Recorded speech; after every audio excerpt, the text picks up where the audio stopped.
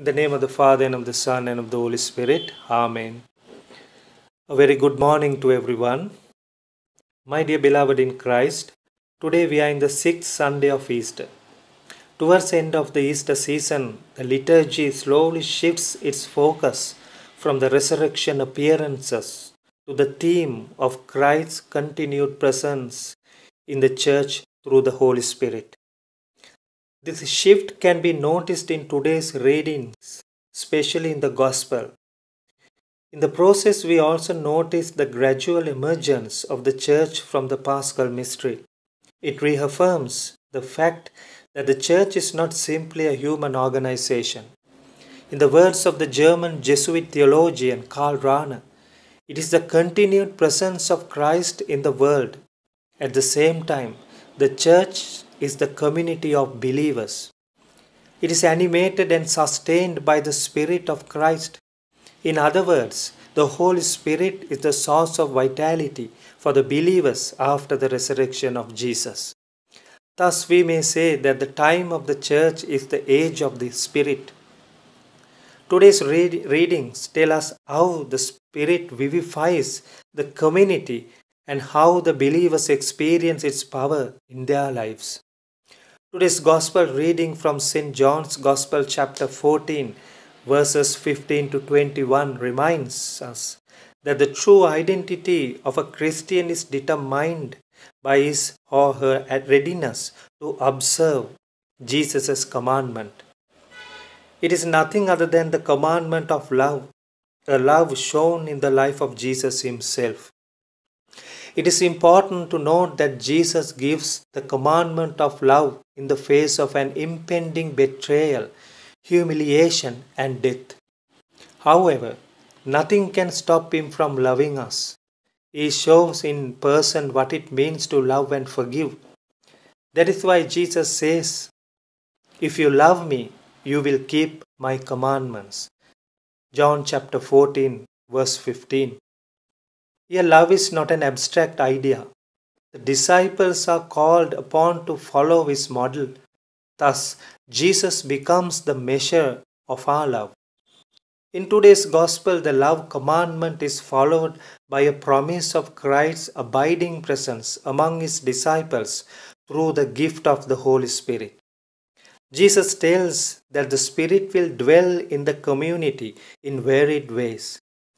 Jesus promises that the Holy Spirit will be with them, and the Spirit will transform them into children of the Father. Moreover, Jesus himself will be present among them in a new way. Today's Gospel brings to the fore the Trinitarian perspective of the Christian life. Only those who follow Christ, especially by following his commandment of love, will be able to experience the presence that carries of this Trinitarian God in their lives. Our second reading is taken from St. Peter's first letter, chapter 3, verses 13 to 22, warns us that a church that carries on the mission of Christ is to be ready to face possible persecutions. That is why Peter says in 1 Peter chapter 3, verse 15, "Always be prepared to give an answer to everyone who asks you to give the reason for the hope that you have, but do this with gentleness and respect." With these words, Peter encourages the newly baptized Christians to strive hard to follow Christ. Here we should remember that in the process of true following, one cannot avoid the way of the cross. Do you wish to become a follower of Christ? Then you have to deny yourself and bear the cross. Today's readings invite us to develop a culture of love and kindness.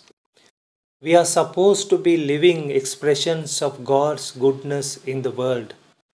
It is possible only if we grow in grace, especially by putting into practice the commandment of love with forgiveness and compassion. My dear brothers and sisters in Christ, if we love someone, we will be obedient to that person. This love and obedience is reflected in our marital vows.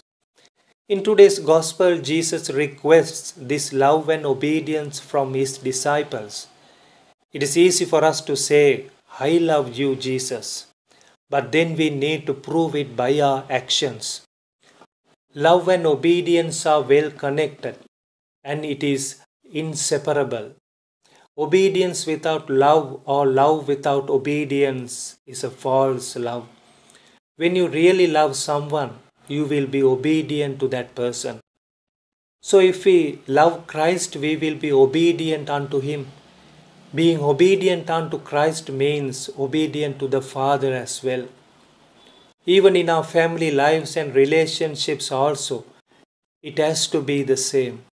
So how do we love and be obedient to Jesus? Love for Jesus and obedience to his teachings must always go together. Loving Jesus means putting his words into practice. So listening, reading, and reflecting the scriptures are not merely enough. We should put the scriptures into practice through our own lives, and that will prove our obedience and love towards Christ.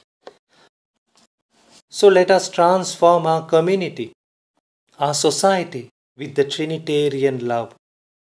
God the Father, God the Son, and God the Holy Spirit. Amen. God bless you. Have a nice day.